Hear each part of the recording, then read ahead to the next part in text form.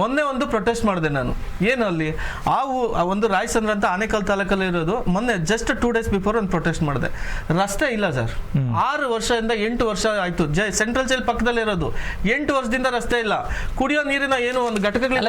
ರಾಜ್ಯ ಸರ್ಕಾರದ ನಾನು ಇಂಟರಪ್ಟ್ ರಾಜ್ಯ ಸರ್ಕಾರದ ವಿಷಯದವರು ಮಾಡ್ಬೇಡ್ರಿ. ಇವರೇ ಹೇಳ್ಕೊಟ್ರು, ಹಿರಿಯರು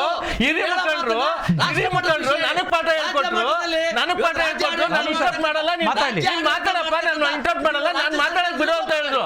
ಆದ್ರೆ ರಾಮು ಸರ್ ಯಾಕ್ರಿ ಇಂಟರಪ್ಟ್ ಮಾಡ್ತೀರಾ?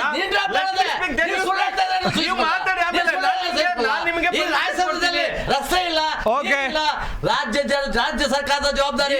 ರಾಜ್ಯ